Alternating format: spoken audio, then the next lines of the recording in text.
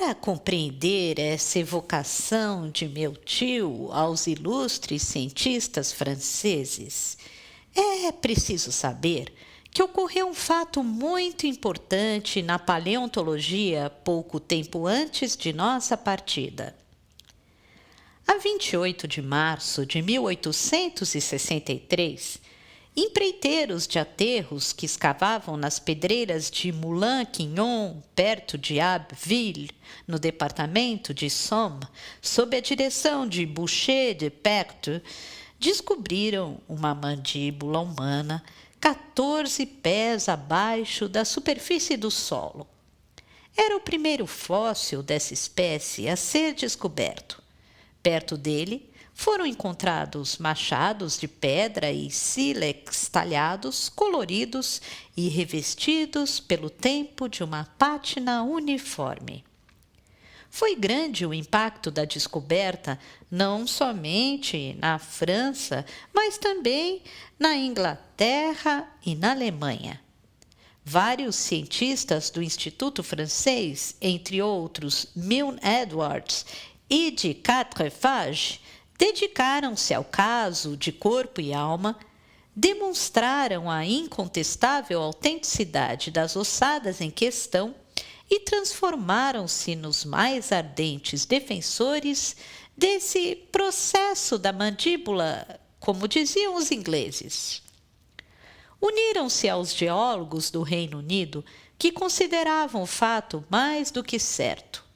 Falconer, Busk, Carpenter, etc. Cientistas da Alemanha, entre eles, nas primeiras fileiras, o mais fogoso, o mais entusiasta, meu tio Lidenbrock. A autenticidade de um fóssil humano da era quaternária parecia, portanto, incontestavelmente demonstrada e admitida. É verdade que houve um adversário encarniçado do sistema, L. de Beaumont. Essa alta autoridade científica sustentava que o terreno de Moulin-Quignon não pertencia ao dilúvio, mas a uma camada menos antiga e, nesse ponto, apoiado por Cuvier, não admitia ser a espécie humana contemporânea dos animais da era quaternária. Meu tio Lidenbrock, que concordava com a maioria dos geólogos, manteve sua opinião, discutiu e brigou. E L. de Beaumont ficou praticamente sozinho na disputa. Sabíamos de todos os detalhes do caso, mas ignorávamos que depois de nossa partida tinham surgido novos dados. Nos terrenos movediços e cinzentos da França, da Suíça e Bélgica, foram encontradas outras mandíbulas idênticas, apesar de pertencerem a indivíduos de vários tipos e nações diferentes, assim como armas, utensílios, ferramentas, ossadas de crianças, adolescentes, homens e velhos. A cada dia que passava, confirmava-se mais a existência do homem quaternário.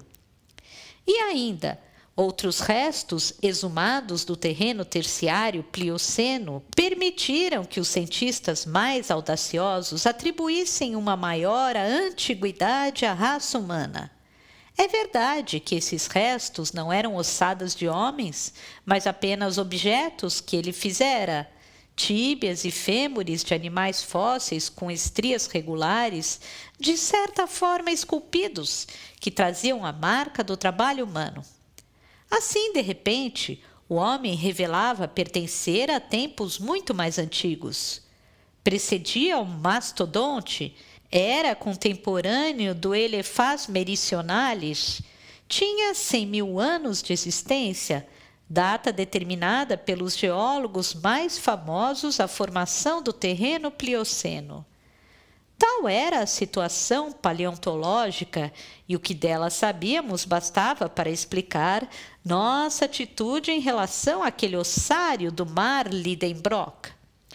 Todos poderão compreender, portanto, o estupor e a alegria de meu tio, principalmente quando, 20 passos à frente, encontrou-se diante de, pode-se dizer cara a cara, com um dos espécimes do homem quaternário.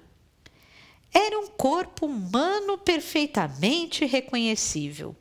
Um solo de natureza particular, como o do cemitério Saint-Michel em Bordeaux, seria capaz de conservá-lo dessa forma por séculos?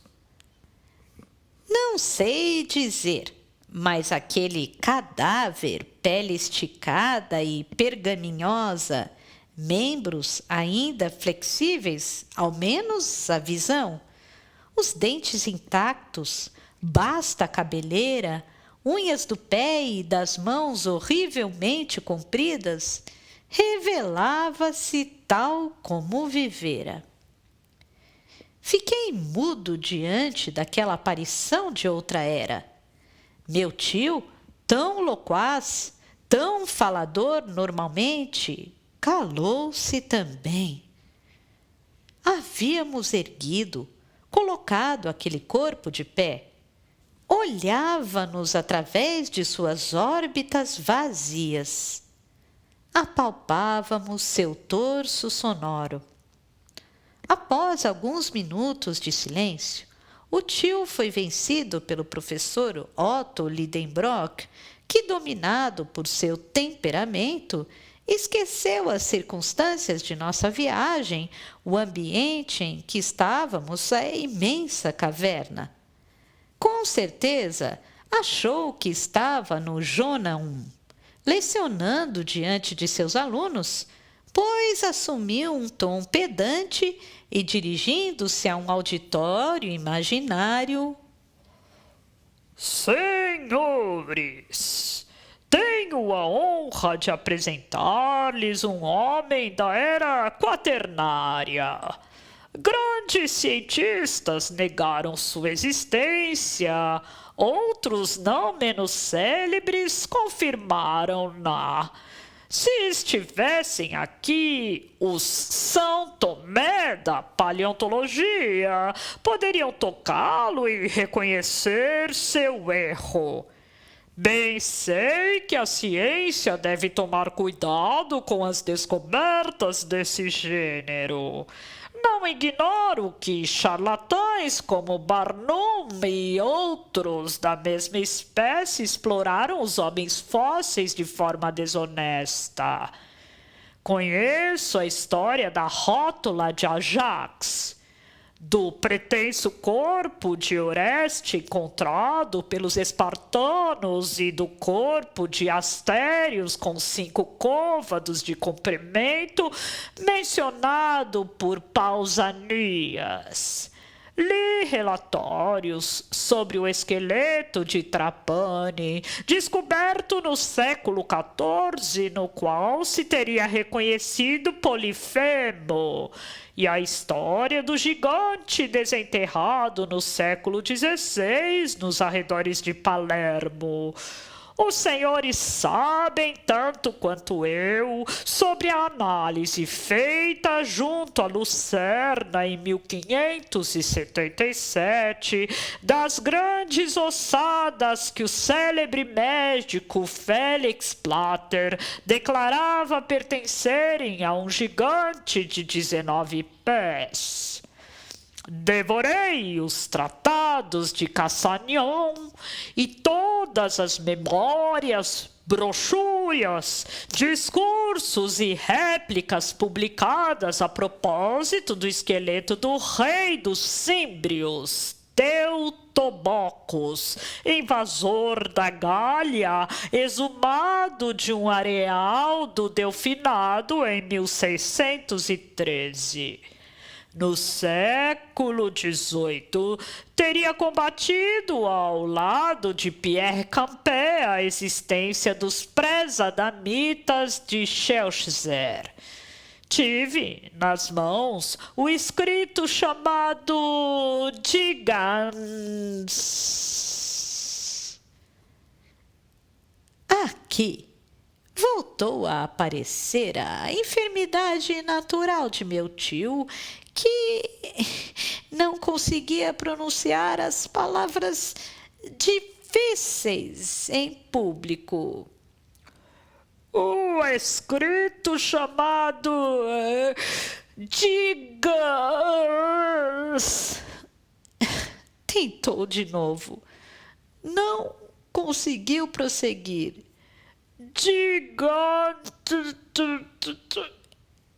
Impossível. A palavra infeliz não queria sair. As risadas teriam dominado o Jonam. Gigantosteologia! Arrematou o professor Lidenbrock entre dois palavrões. Depois, continuando em grande forma e animando-se. Sim, senhores, conheço todas essas coisas. Também sei que Cuvier e Blumenbach reconheceram nessas ossadas simples ossos de mamutes e outros animais da era quaternária.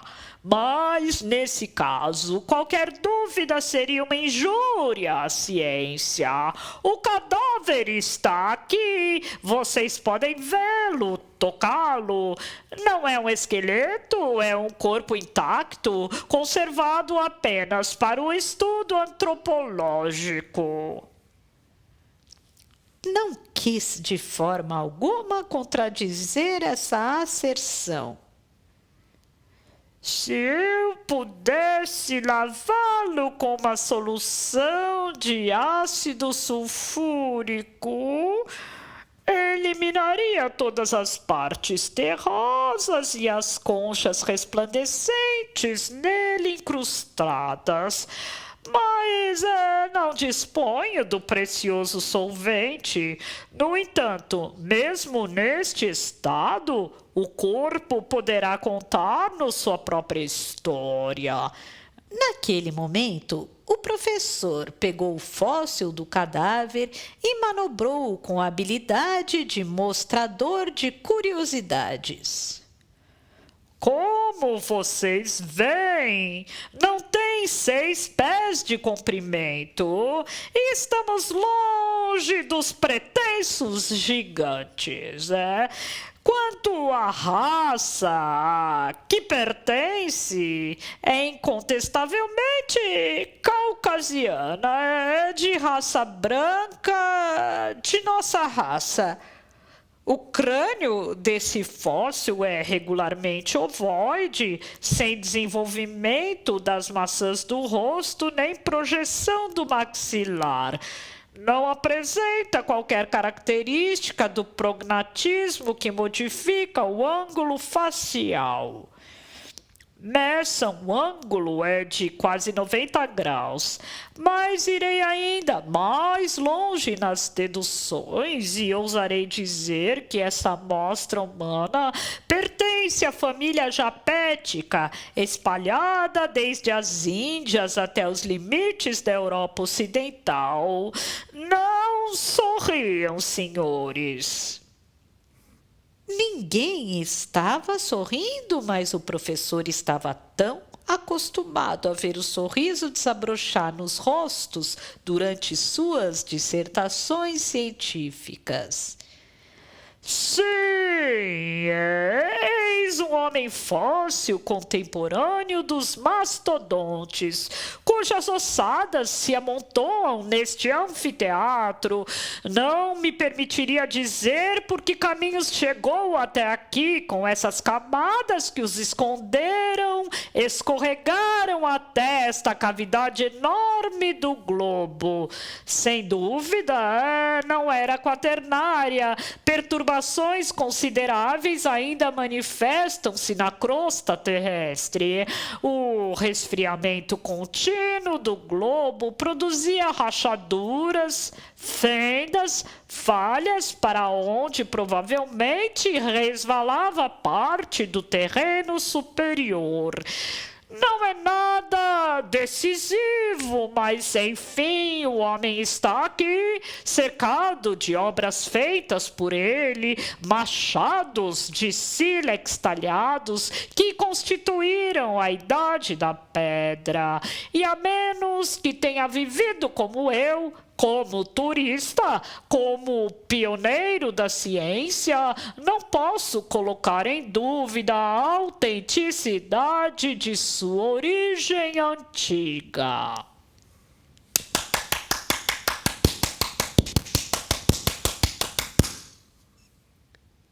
O professor calou-se e rebentei em aplausos unânimes.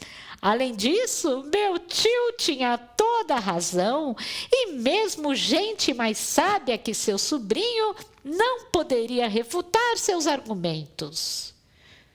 Outro indício, aquele corpo fossilizado não era o único daquele imenso ossário. A cada passo naquela poeira encontrávamos mais corpos, entre os quais meu tio poderia escolher os mais maravilhosos para convencer os incrédulos. Na verdade, as gerações de homens e animais misturados naquele cemitério eram um espetáculo surpreendente. Mas havia um problema grave que não ousávamos resolver. Os seres animados haviam escorregado devido a uma convulsão do solo para as margens do mar Lidenbrock, quando já reduzidos a pó? Ou teriam vivido aqui, neste mundo subterrâneo, sob este céu artificial, tendo nascido e morrido como os habitantes da terra? Até então, os monstros marinhos, os próprios peixes, haviam aparecido vivos para nós. Será que algum homem do abismo ainda estaria errando pelas praias desertas?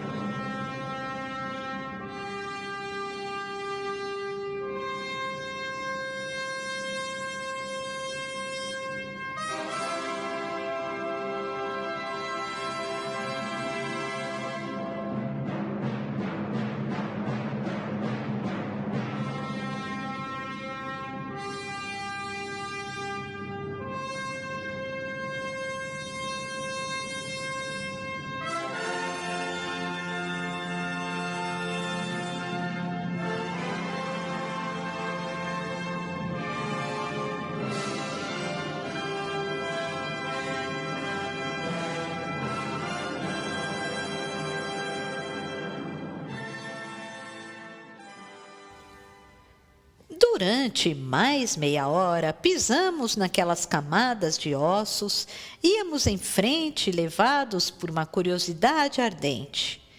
Que outras maravilhas encerrava aquela caverna?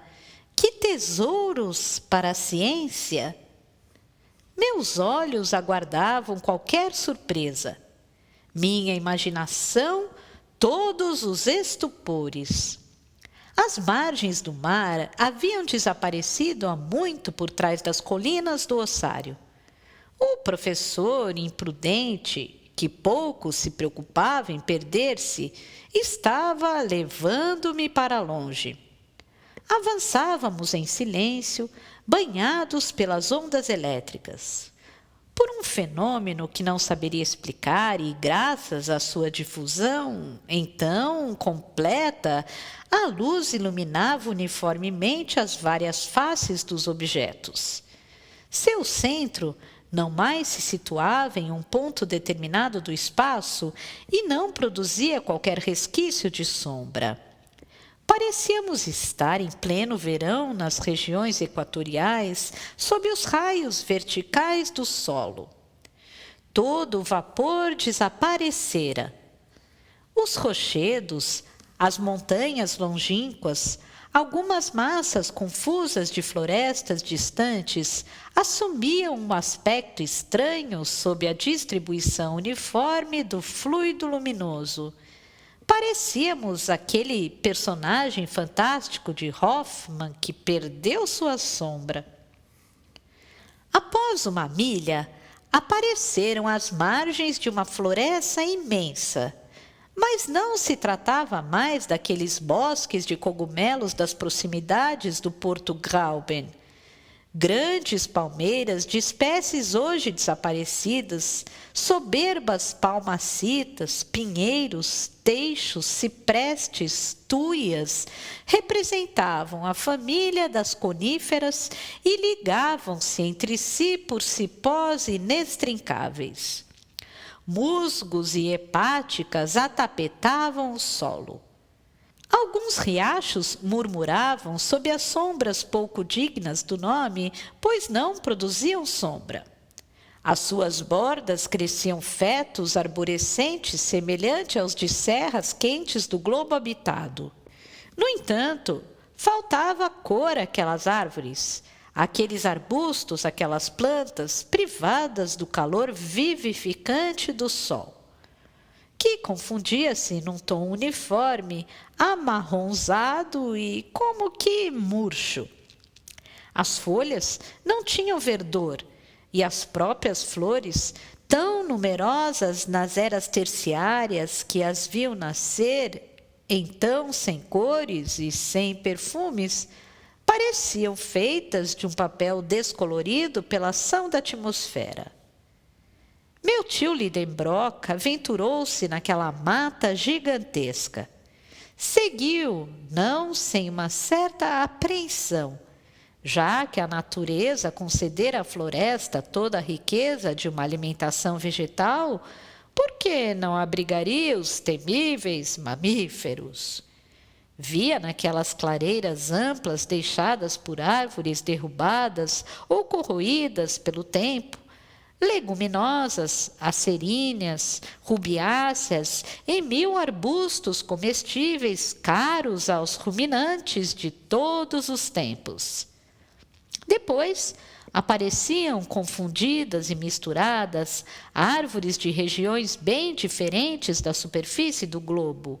O carvalho cruzando com a palmeira, o eucalipto australiano apoiando-se no pinheiro da Noruega, a bétula do norte confundindo seus ramos com os do cauari zelandês, vegetação que confundiria o raciocínio dos classificadores mais engenhosos da botânica terrestre.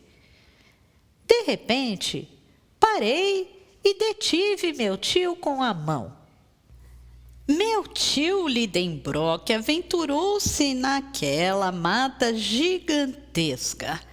Seguiu, não sem uma certa apreensão, já que a natureza concedera à floresta toda a riqueza de uma alimentação vegetal, a luz difusa permitia que enxergássemos os menores objetos nas profundezas do matagal.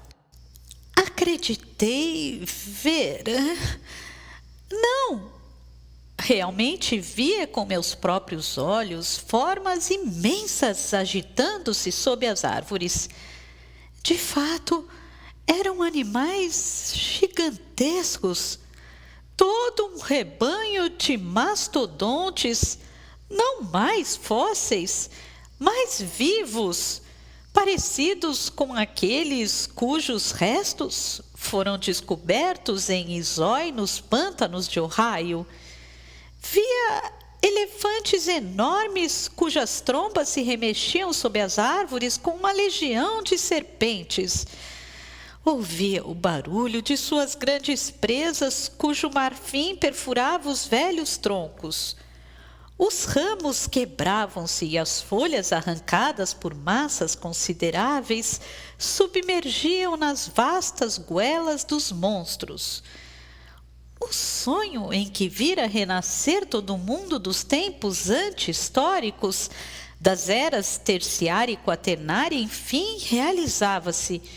E nós estávamos ali, sozinhos, nas entranhas do lobo, à mercê de seus habitantes selvagens. Meu tio olhava. "Vamos!" disse de repente, pegando meu braço. Onde? Onde? Não! Não! temos armas.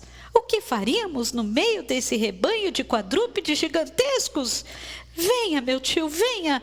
Nenhuma criatura humana pode enfrentar impunemente a cólera desses monstros. Nenhuma criatura humana! Você está enganado, Axel. Olhe lá longe. Parece que estou vendo um ser vivo. Um ser semelhante a nós. Um homem. Olhei dando de ombros e decidido a levar a incredulidade a seus últimos limites. Mas, por mais que não acreditasse, tive de curvar-me às evidências. De fato, a menos de um quarto de milha, apoiado no tronco de um enorme cauri, havia um ser humano, um proteu daquelas regiões subterrâneas, um novo filho de Netuno pastoreando o rebanho imenso de mastodontes, Imanes pecoris custos imanior ipsi. Sim, imanior ipsi.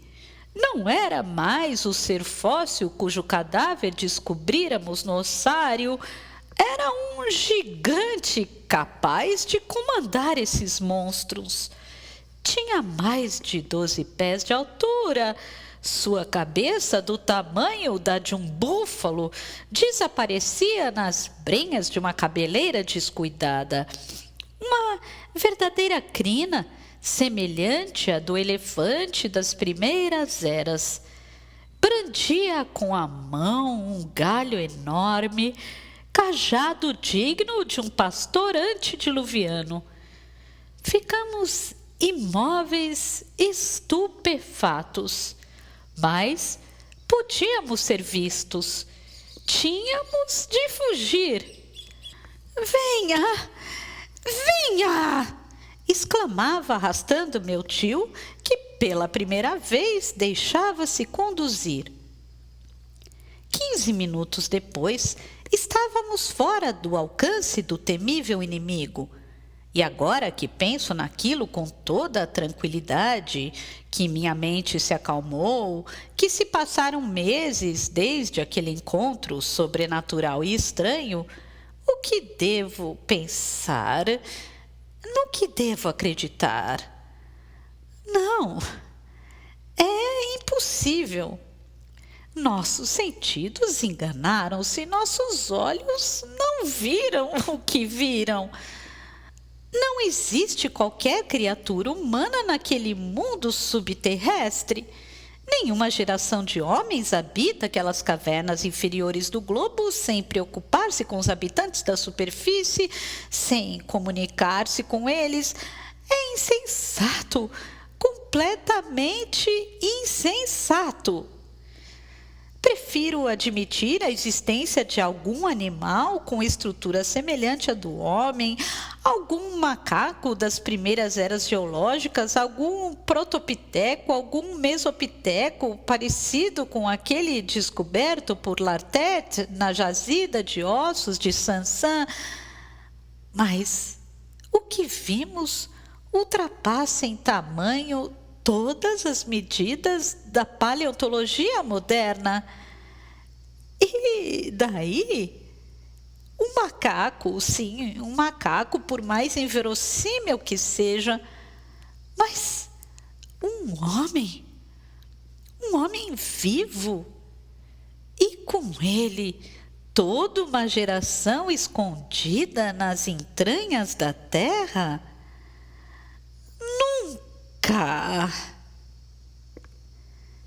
Entre mentes, saíramos da floresta clara e luminosa, mudos de surpresa, esmagados por um estupor que beirava o embrutecimento. Involuntariamente corríamos. Era uma verdadeira fuga, semelhante às correrias aterrorizantes de certos pesadelos. Voltávamos instintivamente para o mar Lidenbrock e não sei por que divagações minha mente teria sido dominada não fosse uma preocupação que me trouxe de volta a observações mais práticas. Embora tivesse certeza de estar pisando em solo totalmente desconhecido para nós, via, por vezes, agrupamentos de rochedos, cuja forma lembrava os de Porto Grauben, o que, aliás, confirmava a indicação da bússola e nossa volta involuntária para o norte do Mar Lidenbrock. Dava, por vezes, para confundir-se. Riachos e cascatas caíam a centenas pelas saliências das rochas.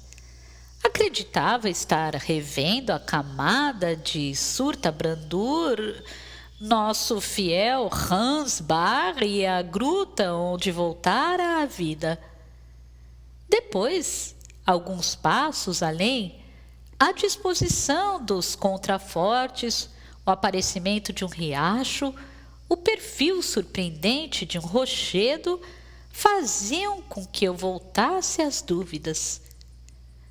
Comuniquei minha indecisão a meu tio, que hesitou como eu.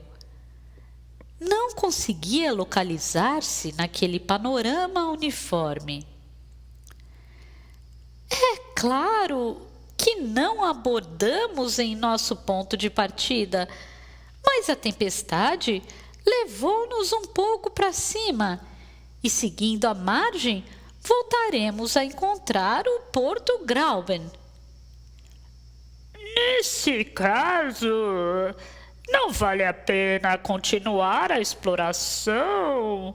E o melhor que temos a fazer é voltar à jangada. Mas tem certeza de que não está enganado, Axel? É difícil afirmar, meu tio, pois todos esses rochedos são parecidos. No entanto, acredito estar reconhecendo o promontório ao pé do qual Hans construiu a embarcação. Devemos estar próximos do portinho, se é que não estamos exatamente nele. Acrescentei, examinando uma enseada que acreditei estar reconhecendo. Não, Axel. Encontraríamos ao menos nossos próprios rastros e não estou vendo nada. Mas eu estou! Exclamei, correndo para um objeto que brilhava na areia. O que é? Isto! Respondi e mostrei ao meu tio um punhal todo enferrujado que acabava de recolher. Que coisa! Você trouxe essa arma? Eu não. Mas e o senhor? Que eu saiba, não. Nunca tive um objeto assim.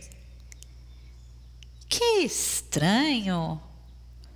Não, é muito simples, Axel. Os islandeses carregam armas semelhantes a esta. Deve pertencer a Hans, que a perdeu. Abanei a cabeça. Hans não trouxera qualquer punhal. Seria então a arma de algum guerreiro antediluviano? De um homem vivo? De um contemporâneo do gigantesco pastor? Não, não é um instrumento da Idade da Pedra, nem mesmo da Idade do Bronze. A lâmina é de aço. Meu tio deteve-me naquela nova divagação e disse-me num tom frio: Acalme-se, Axel, e volte ao bom senso. Este punhal é uma arma do século XVI, uma verdadeira adaga, daquela que os cavaleiros levavam à cintura para o golpe de misericórdia. É de origem espanhola. Não pertence a você, nem a mim, nem ao caçador, nem mesmo aos seres humanos que talvez vivam nas entranhas do globo. O senhor ousa afirmar? Veja, ela não está estragada de tanto penetrar na garganta dos outros. Sua lâmina está recoberta por uma camada de ferrugem que não data de um dia, nem de um ano, nem de um século. Como de hábito, o professor animava-se, deixando-se levar por sua imaginação. Axel, estamos prestes a fazer uma grande descoberta. Este punhal ficou abandonado na areia por 100, 200, 300 anos e foi estragado pelos rochedos do mar subterrâneo. Mas não chegou aqui andando com as próprias pernas. Não se torceu sozinho. Alguém nos precedeu. Sim, um homem. E quem é esse homem? Esse homem gravou seu nome com este punhal. Esse homem quis marcar mais uma vez com suas próprias mãos o caminho para o centro. Vamos procurar, vamos! E prodigiosamente interessados, mais uma vez percorremos a alta muralha, interrogando as menores fissuras passíveis de transformar-se em galerias. Chegamos, assim, a um local onde a margem se estreitava. O mar vinha quase banhar o pé dos contrafortes, deixando uma passagem de, no máximo, uma toesa de largura. Entre duas rochas que avançavam, via-se a entrada de um túnel escuro. Ali, numa placa de granito, apareciam duas letras misteriosas, um tanto corroídas, as duas iniciais do ousado e fantástico viajante.